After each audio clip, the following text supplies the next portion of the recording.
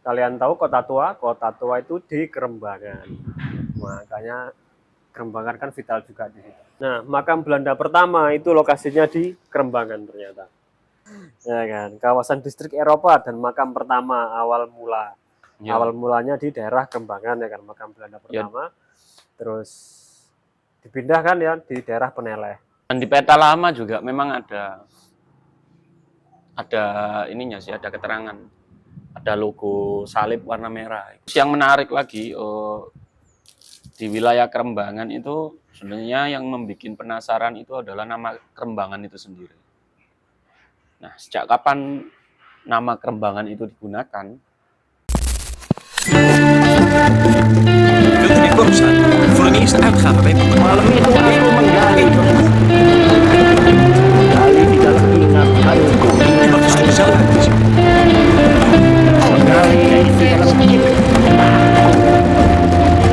Menggali di dalam khayalku. Saya juga tidak tahu. Ya nanti kita bedah Nah, ya kan ya. Yang jelas di peta tahun berapa ya? Yang peta yang operasi Spillman menangkap Trunojoyo itu loh, tidak salah. Itu kan ada keterangan-keterangan ya di yang membuat menarik itu keterangan nama-nama sungai di situ. Kalau di peta yang zaman kolonial itu nama Kerembangan itu tidak hanya nama wilayah sebenarnya, tapi juga ada nama sungai di situ. Sungai Kerembangan. Sungai Kerembangan. Nah, di peta yang Spillman ini, aku sebut saja peta Spillman ya. Karena ada kaitannya gitu loh. Itu mungkin tahun 1700-an. Di situ nama kali Kerembangan itu tidak ada ternyata. Nah, kemungkinan pada waktu itu memang belum ada nama Kerembangan itu. Sebagai patokan sebelahnya kali Kerembangan itu ada namanya Kalianak. Ya. Kalianak di peta itu sudah ada. Dan namanya Kalianak. Tapi sebelahnya Kalianak yang saat ini namanya Kali Kerembangan. Di peta itu ditulis Kaliwatu. Dan itu berarti dua peta berbeda. Dua peta berbeda. Yang pertama ada namanya Kalianak, Kali Kerembangan, yang satunya enggak ada. Ya. Itu tahun jadi artinya ada perubahan nama dari Kaliwatu ke Kali Kerembangan. Oh, seperti itu. Sing Kaliwatu itu peta tahun piro, sing Kali Kerembangan peta tahun piro? Itu aku nggak bisa memastikan tahunnya untuk di itu. Karena pokoknya yang Kaliwatu itu yang era-era zaman Spillman, zaman Mataram itu. Era-era Trunojoyo. Karena Spillman ngejar Trunojoyo itu ada peta tentang itu pokoknya. Ada peta terkait Spillman dan Trunojoyo itu, penangkapan Trunojoyo itu. Nah, itu ditulis Kaliwatu. Entah karena sungai itu banyak watunya atau gimana, nggak tahu juga.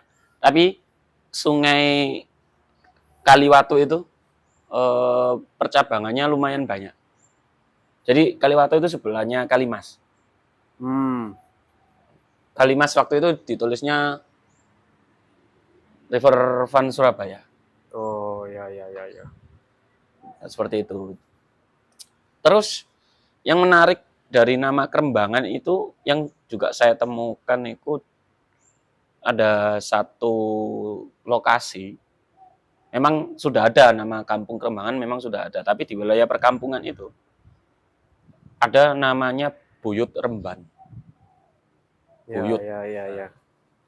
Itu kan mengindikasikan sebuah mungkin makam kan? Sesepuh situ ya. Biasanya desa-desa kan banyak kan. Benar. Seperti itu di satu desa selalu ada makam dari semacam leluhurnya atau sesepuh desa. Jadi, seperti itu. Makam itu kan biasanya dianggap Mbah Buyut ini penemu desa tersebut. Nah, bisa jadi kalau di desa-desa gitu sih.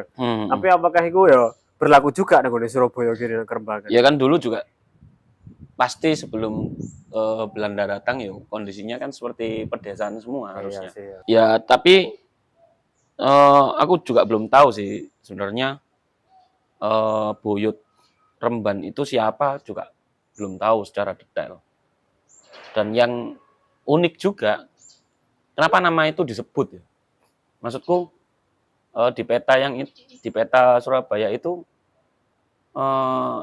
harusnya kan yang di foto putih itu kan juga ada pemakamannya.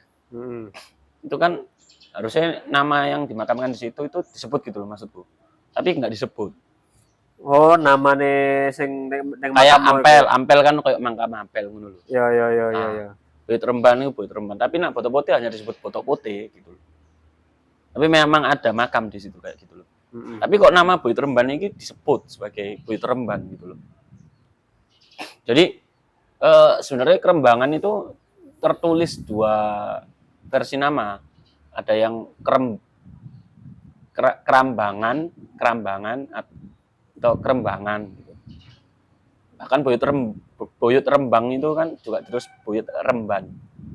Nah, menariknya adalah lokasi itu sampai sekarang itu masih ada ternyata Buyut Rembang. Yang sekarang namanya juga makam Buyut Rembang. Ya.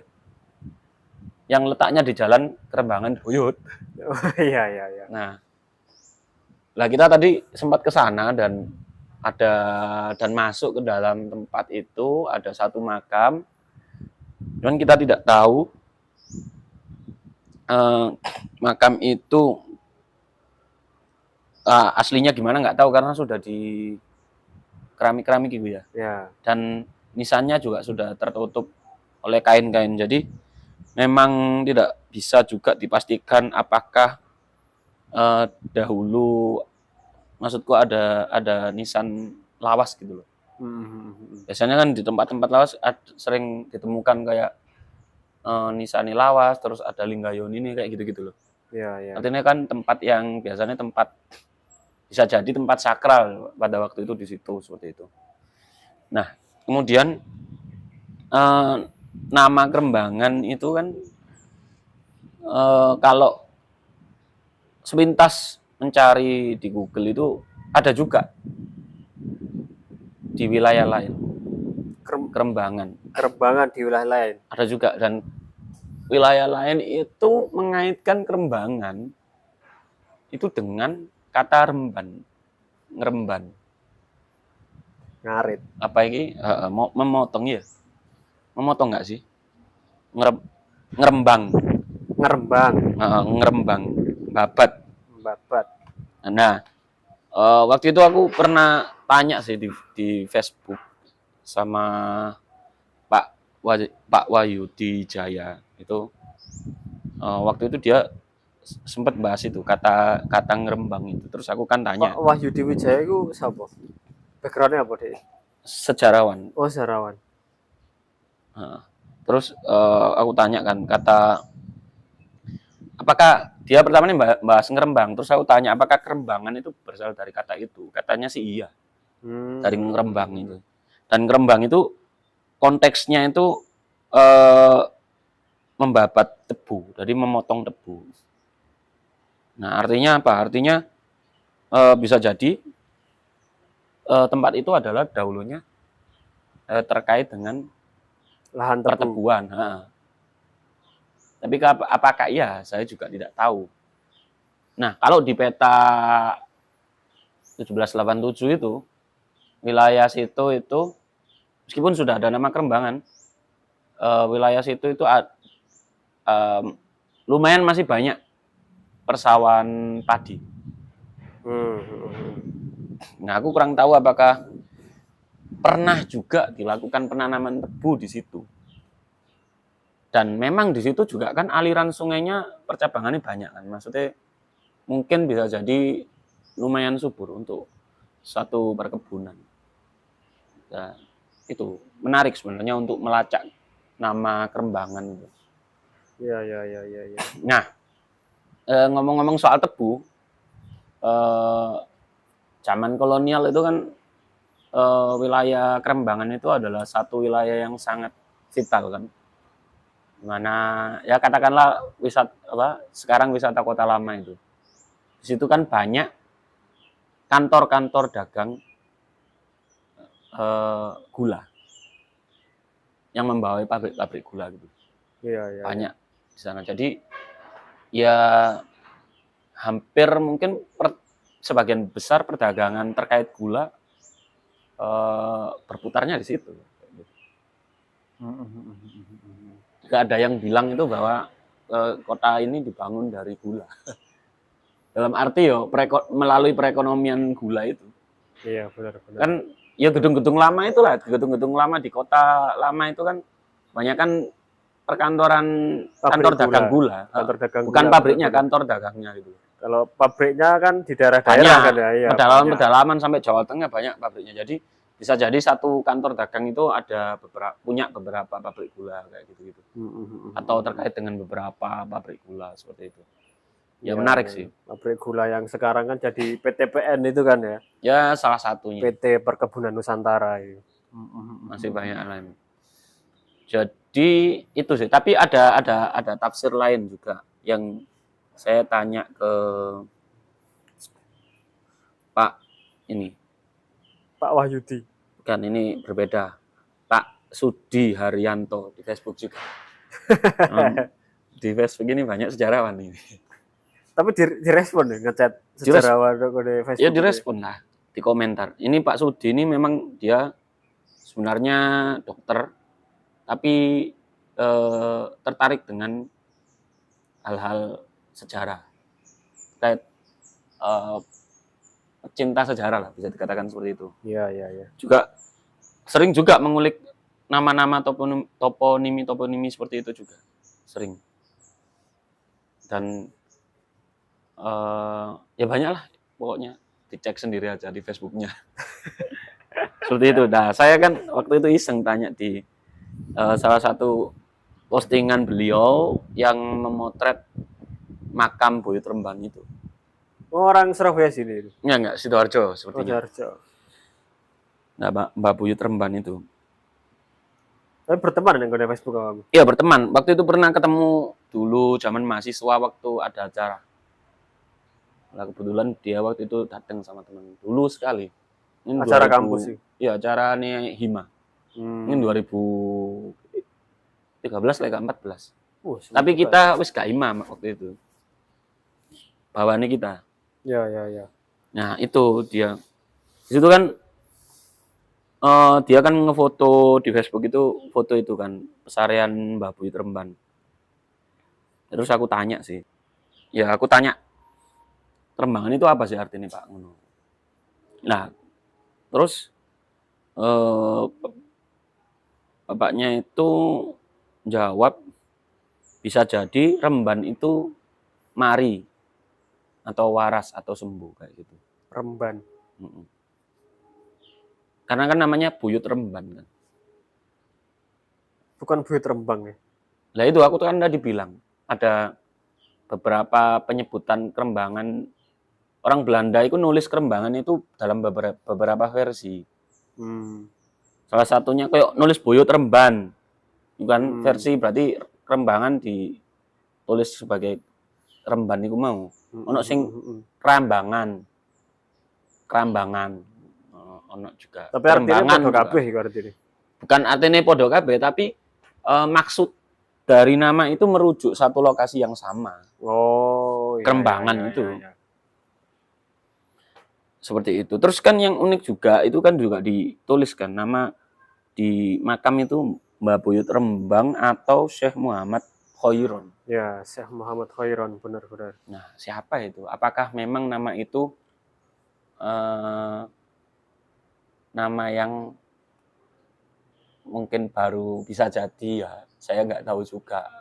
Apakah memang baru dilekatkan di tahun 90-an atau memang sudah dari dahulu? Ada, saya juga nggak tahu. Ya masih menjadi misteri sebenarnya. Siapa itu? Tapi kalau misalnya kampung-kampung ya, sak ngerti gue gitu.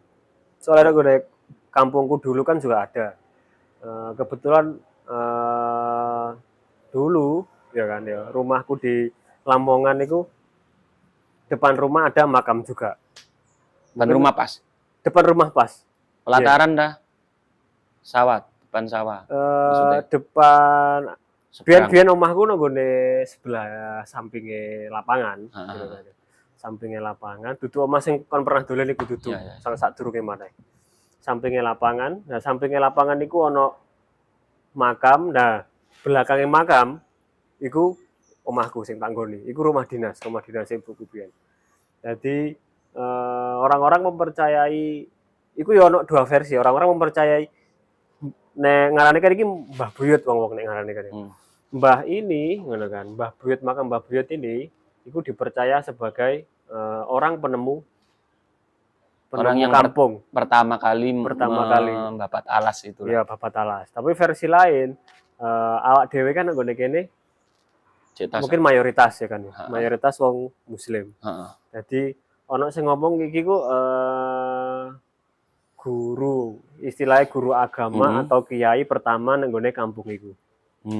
Nah, jadi ono dua versi. Tapi nek prosoku nek cara pemakamane dengan cara Islam ya aku lebih masuk dia ibaratnya tokoh Islam pertama di wilayah tersebut. Lebih masuk akal sing iku daripada orang pertama penemu desa tersebut. Nilai orang pertama ini memang orang Islam ya apa? Betul aja. Ya gak ngerti juga ya kan ya. Ya soalnya kan ya akeh versi gitu kan. Terus mungkin bisa jadi juga, biasanya kan banyak juga satu tempat yang dimakamkan. Ngerti nggak? Jadi bisa jadi itu adalah sebuah tempat sakral di suatu desa, saking sakralnya tiba-tiba dijadikan makam.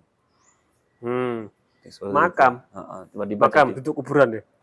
Ya, maksudku tiba-tiba dijadikan makam satu sosok orang. Gitu. Satu sosok orang. Nah iya makanya mungkin kan kemungkinan lain ya. Makanya kan satu sosok orang ini gak mungkin juga toh. Wis sing dimakamno kene sembarang wong ngono kan gak mungkin, pasti salah satu tokoh apa ngono kan mesti gak mungkin. Nah, sembarang. Di peta itu ada logo salib kan pertama. Salib kan berarti artinya makam ya. Ada makam itu warnanya merah di situ yang Buyut Remban. Tapi di sekitarnya simbol itu juga ada salib warna hitam-hitam. Nah, itu artinya juga makam juga. Jadi artinya dahulu di situ pernah ada makam penduduk lokal dimakamkan di sekitar Mbah Buyut Remban itu. Iya, seperti Ampel loh. Iya. Gak ada makam-makam gitu.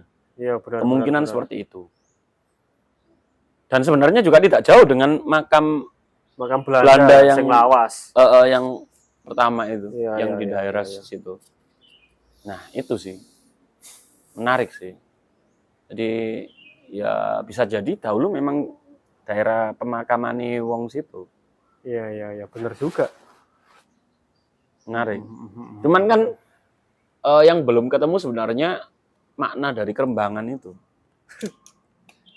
Kenapa dulu itu Kaliwatu itu, jadi tiba-tiba jadi Kerembangan? Apakah kalau memang benar itu terkait dengan tebu, artinya nama Kerembangan itu baru ada ya setelah ada tanaman tebu, setelah tanaman tebu masuk ke Nusantara, khususnya ke Jawa, ke Surabaya, mungkin ya baru ada. Karena sebagaimana yang tadi menurut Pak Wahyudi itu, ya, kan Ngerembang itu konteksnya katanya tebu gitu. Ya. Tapi aku nggak bisa memastikan juga ya. Karena memang kita kurang lebih dalam lagi risetnya. Kalau misalnya Kerembangan itu mau apa jenenge dikaitkan dengan kata kerja ngerembang, bener ya? Itu ono hubungannya mbek Rembang Jawa Tengah kayak. Nah, Jawa Tengah kan ya ono Kabupaten Rembang. Lah makanya aku tadi di awal kan bilang ada beberapa wilayah yang memakai nama Kerembangan. Yang konteksnya dia dikaitkan dengan kata ngerembang itu mau. Ngerembang. Mungkin ya aku nggak tahu kalau Rembang dia konteksnya dengan dekat dengan kata apa, aku juga kurang tahu. Iya. Mungkin ya bisa juga dikaitkan seperti itu. Yang jelas kita memang kurang sih sumbernya memang. Karena ya memang tidak punya waktu. Ya barangkali kalian ada yang punya penafsiran lain ya terkait Kerembangan boleh di kolom komentar, karena sejarah itu kan sebenarnya selalu diperbarui ya. Menurutku ya, sejauh ada sumber baru kan bisa jadi mengubah yang lama. Ya, Jadi tidak ada kebenaran yang yang hakiki. benar-benar objektif di situ. Benar. Selalu terbarui. Ya, mungkin kalian kalau ada yang nonton channel kami orang Kerembangan mungkin tahu gitu kan, atau PBE ono petilasan apa gitu kan. Soalnya kan sejauh ini sepengetahuan kami bukti dari Kerembangan dari makam tok iki mau kan ya. Dan nama sungai. Nama sungai, benar. Nama sungai dan makam. Mungkin kalian ada yang tahu ya karena PBE ono. Wes sing tersembunyi apa? Gitu kan. PBE ono candi ya PBE. Oh mana?